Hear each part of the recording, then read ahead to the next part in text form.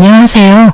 얼마 전 이혼에 성공하고 드디어 법적, 정신적 정리가 완료된 싱글맘이자 돌싱인 30대 중반의 여성이에요. 이혼은 과정이 정말 힘들거든요. 애가 어려서 육아와 일, 이혼 과정까지 하려니 정말 몸이 두 개라도 모자랄 지경이었죠. 하지만 그 모든 일을 끝내고 나니 어찌나 후련하고 속이 시원한지. 일이 잘 해결되지 않았다면 저도 이렇게 즐거운 기분으로 이혼을 만끽하지 못했을 거예요. 한간녀와 남편이 어떻게 됐는지 궁금하신가요? 바람난 두 연놈들이 어떤 결말을 맞이하게 됐는지 자세히 알려드릴게요. 우선 저와 남편의 인연을 가장한 악연이 언제부터 시작됐는지부터 알려드려야겠네요. 저희의 악연은 초등학교 시절부터 시작해요. 저와 남편은 지방의 같은 초등학교를 졸업했거든요. 그 당시에 그리 친한 사이는 아니었지만 그래도 이름도 얼굴도 알만한 사이이긴 했죠. 한 번은 같은 반이 된 적도 있으니까요. 각자 다른 길을 따라 멀어졌다가 서울에서 그것도 같은 직장에서 만나게 된 너무나도 놀라운 우연이 연애로 발전됐어요. 그때 그것이 인연이 아니라 악연이라는 걸 알았어야 했는데 그때는 미처 몰랐어요. 그냥 이 인연이 너무 소중하고 마치 운명 같다는 생각만 했으니까요. 처음부터 남편이 천하의 나쁜 쓰레기 같은 인간은 아니었어요. 그랬으면 제가 만나지도 않았을 거고 결혼을 생각하지도 않았을 테니까요. 그때는 정말 착하고 사람을 배려해주는 남자였거든요. 그 모습에 반해서 결혼한 것이기도 하고요. 결혼을 31에 했는데 아이는 33에 낳았죠. 그리고 이혼은 35에 했으니 생각보다 빠른 이혼이었다고 봐요. 저희 이혼의 시작은 짜증나는 남편의 지방 관련 때문이었어요. 당시 저는 아이를 낳고 육아휴직 중이었고 남편은 지방으로 발령이 났어요. 시댁이 거기 있었기 때문에 어쩔 수 없는 선택이긴 했죠. 그렇게 우리는 의도치 않게 주말 부부가 됐죠. 몸이 멀어지면 마음도 멀어진다고 했나요? 그런데 저희는 반대였어요. 멀리 떨어져 있으니 남편의 연락이 정말 잦았죠. 아주 루틴이었어요.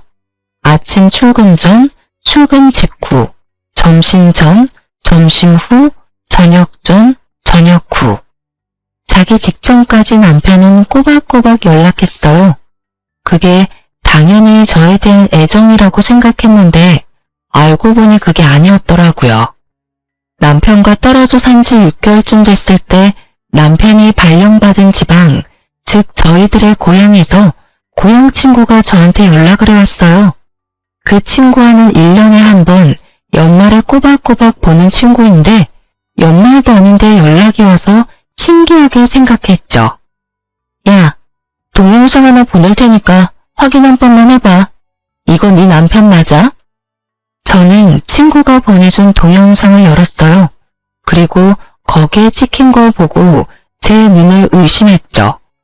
어떤 여자와 제가 잘 아는 번화가를 걸어가고 있더군요. 여자는 남편의 옆구리에 딱 붙어 있었고 남편의 손은 여자의 허리쯤에서 그 여자를 자신의 곁으로 밀착시켜 놨더라고요. 게다가 영상은 거기서 끝난 게 아니었어요. 두 사람이 번화가에서 모텔촌으로 이어진 길로 들어가고 있었다는 게 문제였죠. 그쪽은 정말 모텔들밖에 없는 곳으로 남편과 연애할 때 저도 거기에서 숙박한 적이 있었거든요. 그걸 보니 속에서 천불이 나더군요. 친구와의 대화를 어떻게 했는지 기억도 안 날 정도로 저는 충격을 받았어요. 아기가 배고파서 울어대자 정신이 들었죠. 아이 젖을 주고 있는데 슬슬 화가 치밀어 오르더군요. 생각할수록 더 열받기 시작했어요. 그렇지만 마음속으로 그런 생각도 들었죠. 직접 본 게 아닌데 남편이 아닌 건 아닐까 하고. 그렇지만 남편의 소지품과 옷이 너무나 남편 것이어서 어떻게 해야 하나 고민하다 결국은 확인만 해보기로 결정했어요. 주말마다 남편이 집에 올라오는데 남편이 올라오자마자 저는 아이를 남편에게 맡기고 급하게 나오는 척하며 이야기했어요. 자기야, 나 바쁜데 자기 차 좀 써도 돼? 지금 친구 아프대서 지금 바로 가야 돼. 그래 빨리 갔다 와. 근데 당신 차는 어쩌고? 내 차 퍼졌어. 그럼 좀 빌릴게. 그렇게 이야기하고 후다닥 내려와서 차를 몰았어요. 그리고 조용한 데 차를 세우고 블랙박스부터 확인했어요. 언제부터 그 여자와 만난 건지는 모르겠지만 남편은 분명 처음에는 블랙박스를 꼼꼼하게 지웠을 거예요.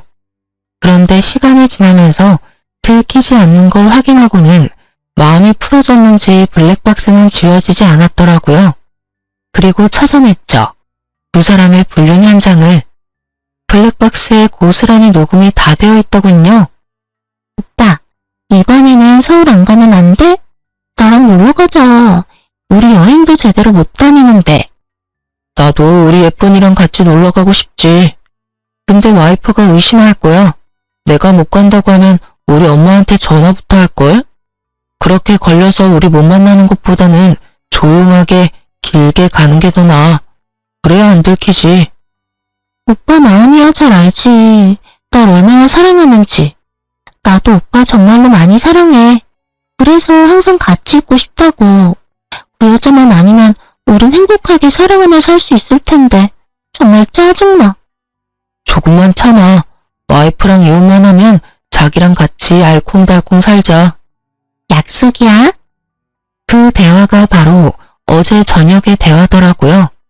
그 대화뿐만이 아니라 두 사람이 차 안에서 그런 짓을 하고 있는 것까지 다 녹음됐더군요.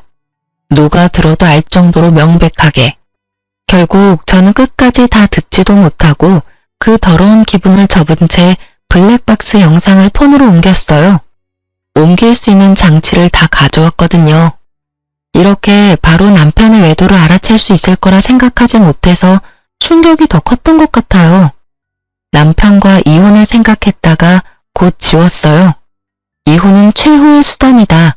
최대한 아이를 위해서 끌어보자 그 생각이었죠. 그 여자가 나가 떨어져 준다면 남편을 제가 평생 단속하며 살면 될 거라고 그렇게 생각했어요. 그래서 흥신소에 부탁해서 그 여자 전화번호부터 알아냈어요. 그리고 그 여자에게 전화를 걸었죠. 모르는 번호인지 전화를 받지 않던 그녀가 5번의 통화 끝에 전화를 받았어요. 여보세요? 안녕하세요. 저 김현진 씨 와이프 되는 사람이에요. 저희 남편이랑 만나고 있는 거 확인하고 전화했어요. 남편이랑 관계 끊어주셨으면 좋겠어요. 제 말에 상간녀의 반응은 정말 뜻밖이었어요. 제 연락처 어떻게 알았어요? 이거 사생활보호법에 걸리는 거 알아요? 남편과 헤어져 달라는데 그게 중요해요? 그럼 사생활보호법으로 신고하던가요. 저도 상간녀 이혼 소송할 테니까요. 남편 유부남인 거 알고 만난 거 다 알고 증거도 있어. 그러니까 어디 한번 해보던지. 근데 생각할수록 어이가 없네. 방귀 낀 놈이 섞는다고 어디서 유부남한테 꼴이나 치는 놈이 법을 따지게 됐는지. 어쨌든 저희 남편하고 당장 헤어져. 헤어지지 않으면 진짜로 소송할 거야. 이봐요. 남자가 바람피는 게 왜 내가 꼬리를 쳤다고 생각해요? 그쪽 남편이 날 너무 좋아해서 떨어지지 않는 걸 왜 내 탓을 하냐고요. 그렇게 남편 마음 돌리고 싶으면 그쪽이 잘하면 되잖아요. 저한테 전화해서 할 말은 아니죠. 제가 잘못한 게 뭐가 있는데요? 잘못한 게 차고 넘치는 사람한테 이런 이야기를 들으니 순간 말문이 턱 막혔어요. 무논리로 사람을 당하게 만드는 재주가 있더라고요. 그럼 지금 너한테 잘못이 없다는 거야? 야, 남자가 꼬리를 쳐도 유부남인 걸 알았으면 미리 손절을 했어야 할 거 아니야. 법적으로 내 남편이고 그 남자랑 너는 불륜을 저지른 사람들이라고. 너 진짜로 남편이랑 헤어질 생각 없어? 좋아. 그럼 내가 남편한테 너랑 헤어지라고 말할게. 만약 이번에 안 헤어지고 또 만나면 그때는 남편은 둘째치고 너만은 얼굴 들고 못 살게 만들어줄 거야. 알아들었어? 어디서 반말이에요? 어린 여자한테는 반말 칙칙해도 돼요? 예의도 모자라고 교양도 없는 주제에 그것도 본처라고 저한테 전화해서 갑질하는 거 진짜 한심하고 웃기거든요? 이야기 다 끝났죠? 이제 할 말 다 없죠? 그럼 끊을게요. 2번 다시 전화하지 마세요. 수신 거부 걸어놓을 거고 할 말 있으면 당신 남편 통해서 하세요. 아시겠죠? 정말 재수가 없으려니까. 상간녀는 그렇게 말하고 전화를 탁 끊어버리더군요. 정말 띵 받았어요. 남편과 헤어지라는 말에 저게 상간녀의 태도인가요? 상간녀들 뻔뻔하다더니 정말로 그렇더군요. 확답을 듣지 못한 저는 결국 남편에게 따졌어요. 당신 바람 피는 거 나 다 알아. 내가 그 상간녀한테 전화했는데 헤어지라니까 말 다 했으면 끊으래. 2번 다시 전화하지 말라고. 뭐? 상간녀? 나한테? 모르는 척 발뺌하려는 남편에게 동영상 보여줬어요. 블랙박스 영상도 보여줬죠. 이 정도면 발뺌할 생각 안 하는 게 더 낫지 않아? 내가 의심만으로 당신한테 이런 말 할 사람이야? 당연히 증거가 있으니까 이런 말 하는 거잖아, 인간아. 네가 어떻게 나한테 이럴 수가 있어? 주말 부부한 지 얼마나 됐다고 거기서 여자를 만들어? 너 이런 사람이었어? 여태 내가 모르고 있었던 거야? 어? 말해봐. 너 무슨 의도로 그 여자랑 바람 피운 건데? 나랑 헤어지고 싶어서 그랬어? 여자를 만나고 싶었으면 이혼을 하자고 했어야지. 너 상간녀랑 있는 걸 우리 부모님이 봤으면 즉시 시댁에 연락 가는 거 알지? 그러니까 당신이 결정해. 그 여자 선택할 거면 나랑 이혼하고 날 선택할 거면 그 여자랑 헤어져. 그리고 내가 장담하는데 나는 절대로 나한테 불리한 이혼은 안 해줄 거야. 당신이 유책 배우자고 원인이 당신한테 있으니까. 특히 아이하고 집은 절대 포기 못하니까 잘 선택하라고. 제 말에 남편이 무릎을 꿇더군요. 여보, 그런 게 아니고 주말 부부다 보니까 나도 모르게 그렇게 됐어. 그 여자랑은 깨끗하게 헤어지고 절대로 바람피지 않을게. 그러니까 이혼은 넣어도 내가 정신 잘 차릴게. 응? 그 말 내가 믿어도 돼? 그 싸가지 없는 상간녀한테 헤어지자고 지금 당장 내가 보는 눈앞에서 연락해서 말해. 그리고 나 당신이 그 여자랑 헤어졌다 하더라도 매 순간순간마다 당신 지켜볼 거야. 두 사람 다시 만나는지 아닌지 확인할 거라고. 알아들었어? 제 말에 남편이 고개를 끄덕이며 상간녀에게 전화해서 헤어지자고 말하더군요. 스피커폰으로 상간녀가 그러더군요. 오빠 마음이 안 그런 거 나 알아. 그 여자가 오빠 털어대니까 나한테 헤어지자는 거지? 조용해지면 다시 연락해. 난 오빠랑 다시 만날 수 있으면 그런 여자 상관 안 해. 그 말에 저도 모르게 빽 소리쳤죠. 야, 적당히 해라. 내 남편이고 너하고 헤어지겠다잖아. 진짜 미친년 아냐? 당신도 이런 여자를 좋다고 만났어? 도대체 이런 여자 어디가 좋아서 바람을 핀 거야?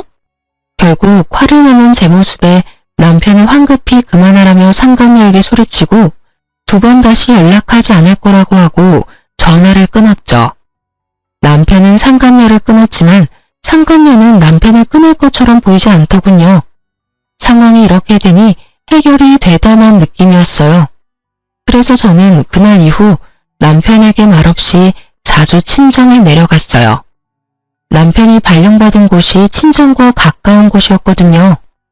그곳에 있으면 남편 감시하기 딱 좋을 것 같아서 남편에게 말도 없이 불쑥불쑥 남편 회사 앞으로 찾아갔죠. 시댁과 가깝기도 하니 이유도 만들기 쉬웠거든요. 부모님들한테는 남편이 바람핀 걸 이야기하지 않았으니 어떤 것이든 이유를 만들어서 내려왔어요. 그렇게 조용한 날이 이어졌어요. 남편도 그 여자를 만나는 것 같지도 않고 더 이상 여자 그림자도 없어 보였죠. 일 끝나면 시댁에서 자고 아침에 출근하고 거의 그런 식으로 성실하게 일하고 있더군요. 별다른 의심의 소지가 없어서 마음을 좀 풀려던 때에 저는 시댁에 갔다가 남편을 세컨드폰에 대해 알게 됐거든요. 김장김치를 가지고 가라는 말에 겸사겸사 시댁에 들린 거였는데 어머님이 저한테 핸드폰을 하나 주더군요. 자세히 보니 남편이 이전에 쓰던 폰이더라고요. 당시에 최신 폰을 산 지 3개월 정도밖에 되지 않았어요.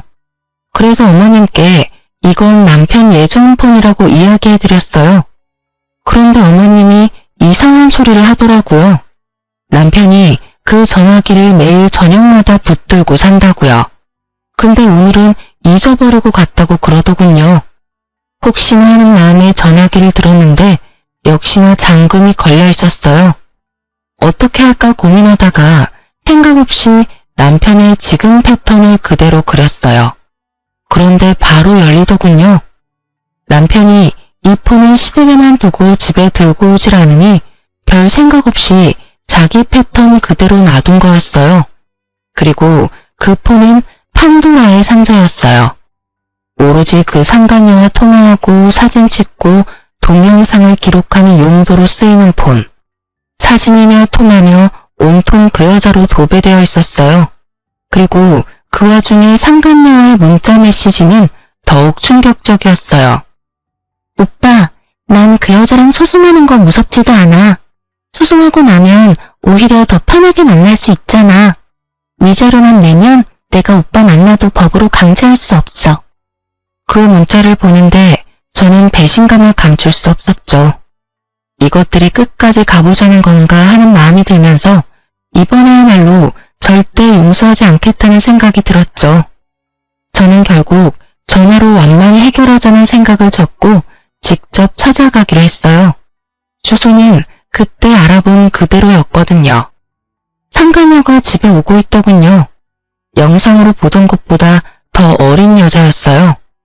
목소리로 듣던 것보다 더 싸가지 없어 보였고요. 제가 앞에 서자 띠껍게 쳐다보며 뭐야? 이런 표정이었죠. 저 김현진 씨 와이프예요. 우리 이야기 좀 할까요? 아, 당신이 그 유명한 와이프예요? 아주 남편을 쥐잡듯이 잡으면서 눈치 보며 살게 만들었다는 그? 내가 내 남편을 쥐잡듯 하든 눈치 보게 만들든 그게 너랑은 관계없잖아요? 우리 남편이랑 헤어지라고 했는데 계속 만나고 있더라고요. 저 분명히 소송 건다고 말했어요. 소송 걸어요. 하고 싶은 대로 하면 되지. 뭐하러 여기까지 와서 시간 낭비해요? 난 오빠랑 헤어질 생각 없어요. 와이프라고 뭐라도 되는 것처럼 행동하는데 그거 서류상의 관계일 뿐이고 둘 사이에 이미 사랑이고 뭐고 아무것도 없는데 그렇게 붙잡고 있는 거 비참하지 않나?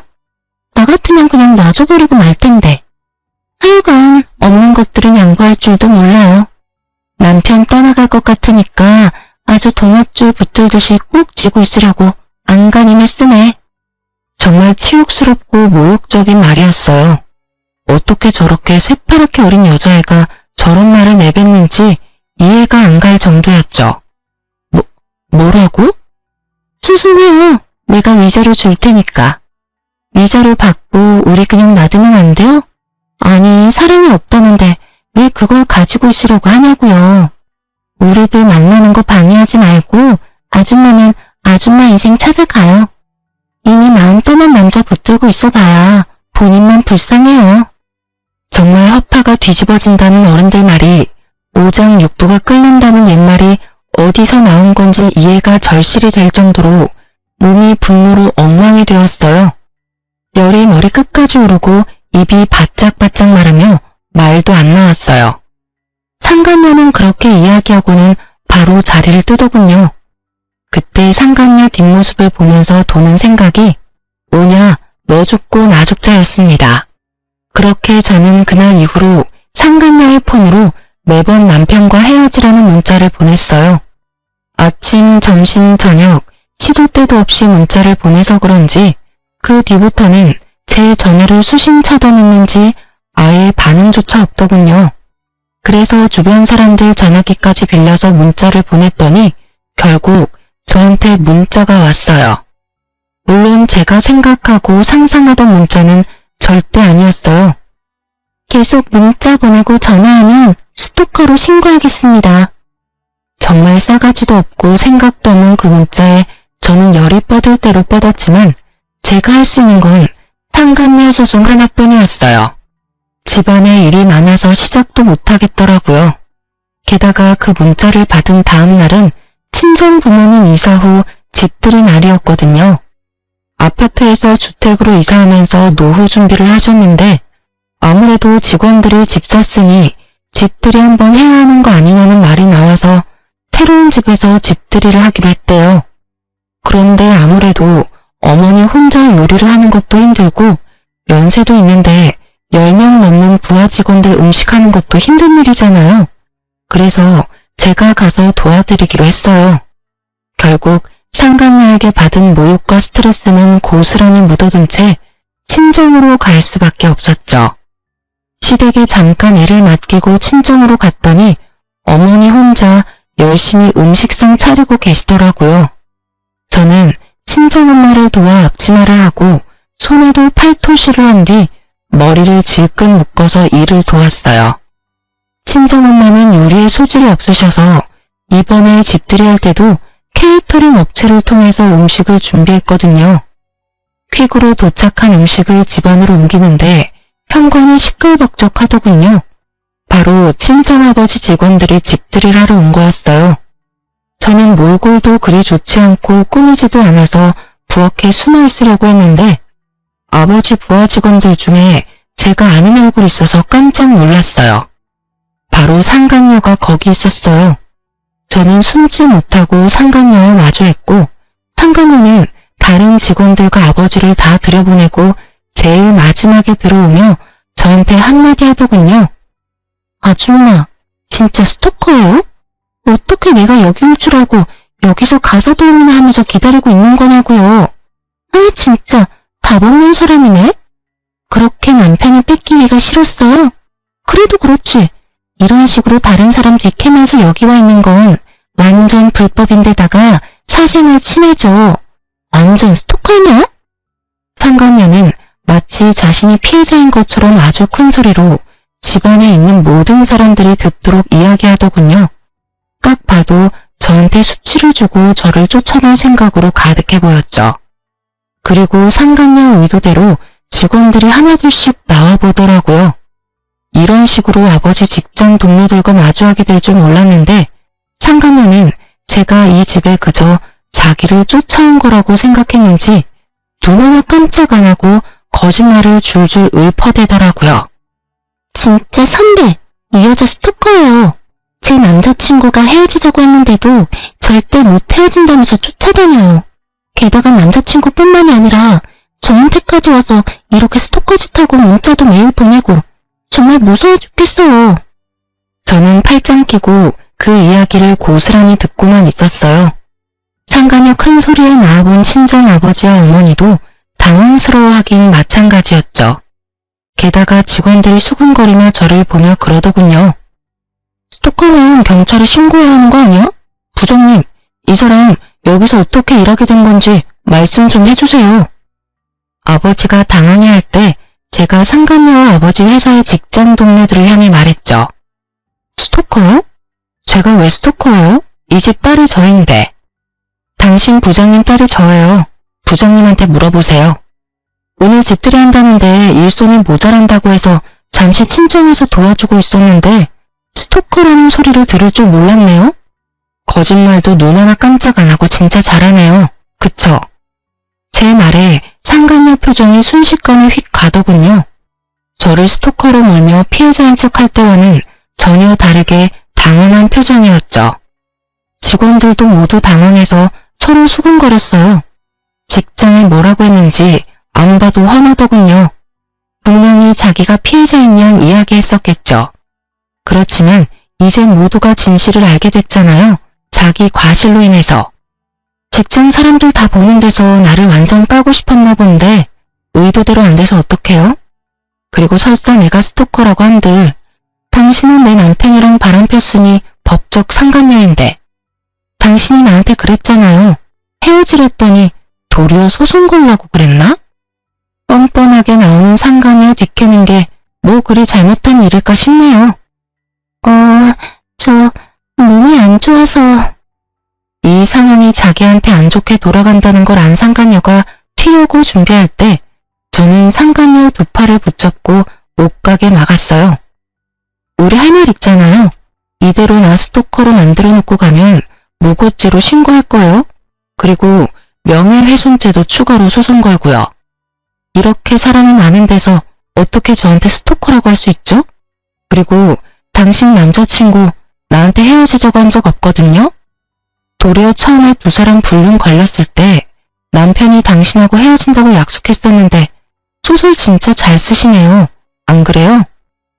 모든 사람이 알아듣도록 저는 상간녀에 대해 다 까발렸어요.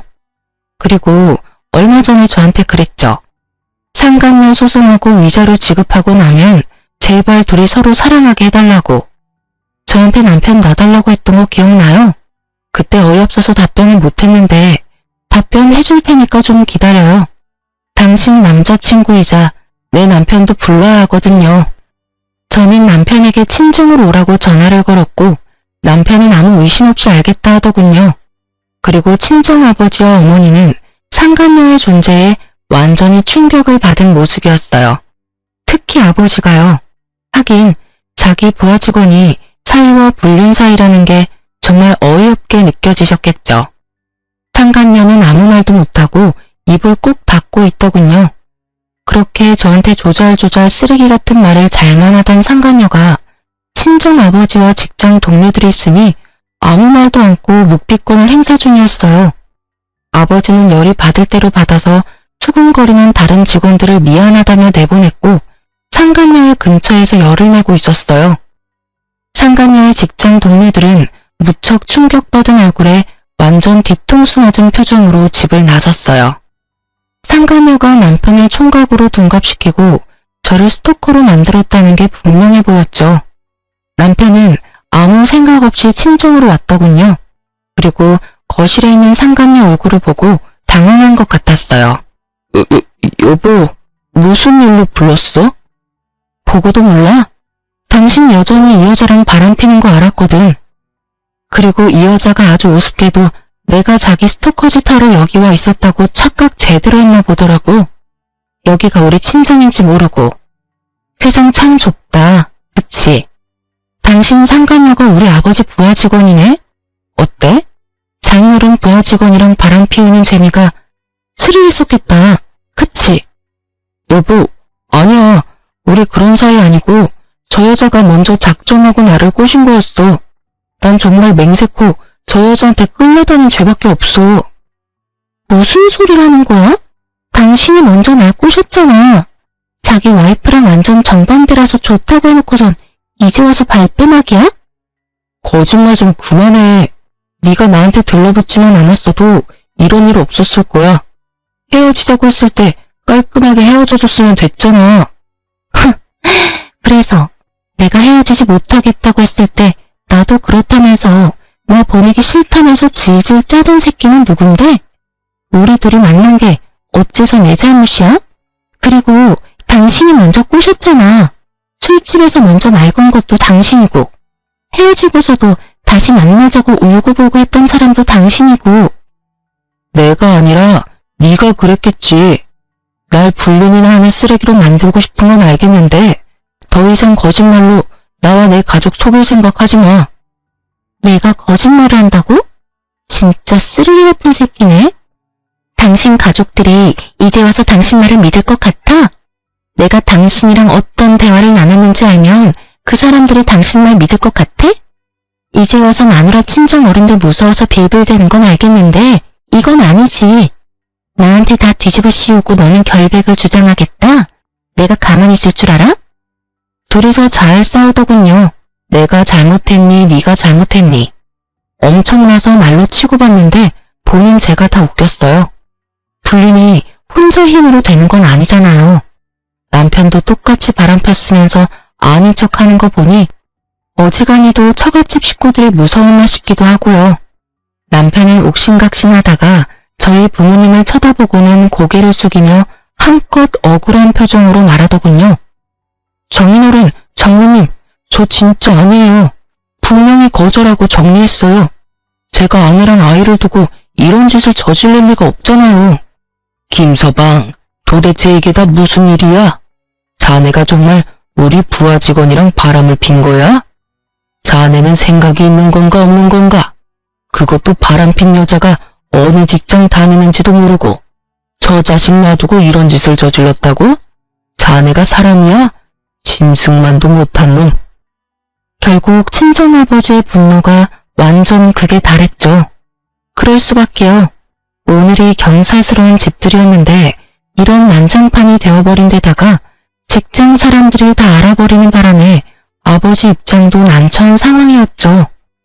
여보, 이런 일 겪게 해서 정말 미안해. 하지만 저 여자 말은 진짜로 다 거짓말이야. 한 번만 용서해줘. 나는 저 여자한테 이용당한 죄밖에 없어. 당신도 잘 알잖아. 내가 당신이랑 우리 아이한테 얼마나 잘해줬는데. 잘해주면 뭐해? 마음이 다른 곳에 있는데. 내가 처음에 용서해줬을 때 당신이 저 여자 손절하고 우리한테 돌아왔다면 나는 그 한 번 정도는 마음을 묵고 살 생각이었어. 우리 아이 아빠고 내 남편이니까. 그 전에 그런 사고 한 번 친 적 없었으니까. 그런데 당신은 어떻게 했어? 내가 준 기회를 스스로 차버리고 다시 저 여자랑 만나왔잖아. 만약에 네가 정말로 저 여자를 단 한 번도 안 만났는데 저 여자가 만났다고 혼자 좋아서 그런 거라면 나도 당신 용서해 줄 수 있어. 그런데 당신 여기 올 때 매일매일 그 여자 만났어. 내가 모를 줄 알아? 당신 폰 대화 내용 이미 다 봤어. 그걸 아는 나한테 저 여자가 거짓말을 했다고? 너나 저 여자나 똑같아. 똑같이 더럽고 비열한 년놈들이야. 나 더 이상 당신 믿지 못하겠고 믿고 싶은 마음조차 없어. 그러니까 이혼해. 깔끔하게 헤어지고 저 여자랑 만나든 말든 네 마음대로 해. 난 이제 당신한테 신경 쓰고 싶지 않으니까. 제가 그렇게 말하자 남편이 완전 충격을 받더군요. 상간녀는 기회가 온 듯한 표정이었고요. 하긴 이혼 안 해도 만나겠다던 여자가 저 상간녀였잖아요. 본인은 잘 됐다 싶었나 보죠. 두 연놈들이 잘 되는 꼴은 정말 보고 싶지 않았지만 제 마음이 더 이상 상처받는 걸 두고 볼 수도 없었어요. 게다가 부모님이 계시는 곳에서 부모님 부하 직원들도 다 알아버리게 된 이 상황은 덮을래야 덮을 수 없을 만큼 커졌고요. 결국 저는 남편에게 이혼을 통보하는 것밖에 방법이 없었어요. 아니, 저 여자랑 헤어졌어. 헤어진 걸 확인 못하겠으면 지금 당장 다시 헤어질게. 두 번 다시 나 쫓아다니지 말라고. 그런데 왜 우리가 이혼을 해야 해? 나 이혼하기 싫어. 당신이랑 애를 놔두고 내가 왜 이혼을 해야 하는데? 그래, 나 저 여자랑 바람 좀 폈어. 그치만 그 순간뿐이었고 정말로 엔조이였다니까? 사랑이 아니라 그냥 보험 같은 거라고. 그 이야기를 듣는 상간녀가 어이없는 얼굴로 남편에게 따지더라고요. 야, 진짜 개쓰레기 아냐? 뭐? 엔조이? 너 나한테 와이프랑 이혼하고 나랑 결혼하고 싶다고 했어 안 했어? 그래놓고 엔조이? 또다시 둘의 싸움이 시작되자 그 꼴이 보기 싫었던 친정아버지가 시댁에 전화를 걸었어요. 두 분은 같은 지방에 있으면서 친한 지인이었거든요. 정 사장, 날쌔. 여기 지금 자네 아들 와 있으니 데려가. 우리 딸이랑 이혼할 거야. 왜긴 왜야? 당신 아들이 바람펴서 상간녀가 지금 우리 집에 와 있다고. 도대체 자식을 어떻게 키우면... 어쨌든 어서 와서 데려가게. 지금 혈압 올라서 쓰러질 것 같으니까. 시부는 놀라서 한달음에 달려왔고 거기서 상간녀와 티격태격하는 남편에게 버럭하더군요. 너 이게 다 뭐야? 너 진짜 바람 폈어? 아버지, 그게 아니라 나 이 여자랑 벌써 헤어졌어요. 와이프가 헤어지라고 해서 이미 헤어졌는데 저 여자가 들러붙는 바람에 이혼하게 된 거라고요. 저도 이혼 안 하고 싶은데 멀리 떨어져 있으니까 좀 외로운 마음에 잠깐 사귄 여잔데 이렇게 될 줄 몰랐어요. 뭐? 아이고 머리야. 너 지금 제정신이야? 너 이 지방에 내려와서 지금 여자를 만났어?